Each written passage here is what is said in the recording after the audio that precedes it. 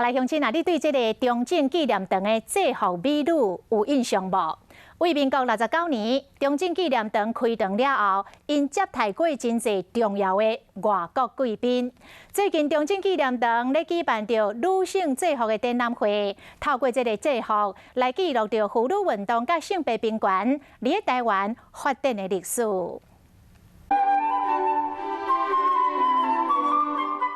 相片内面穿本色制服的美女排规排，因就是纪念堂。民国69年，开放纪念堂的初期，负责接待外宾的女性服务员。随着时代改变，无论是色水还是设计，拢改变真侪啊。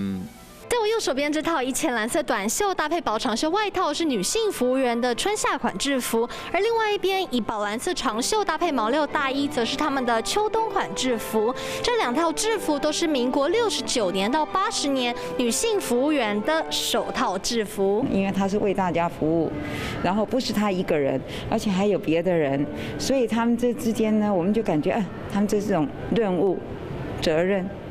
嘿，也是代表我们中正纪念堂。女性的制服展透过相片的观察，让民众看到大时代内面妇女权益的发展甲改变。展览标题色水嘛设计过，点出对多元性别的尊重。希望透过展览，让不管是女性的她还是男性的他，不同性别的力量都能够获得充分的发挥。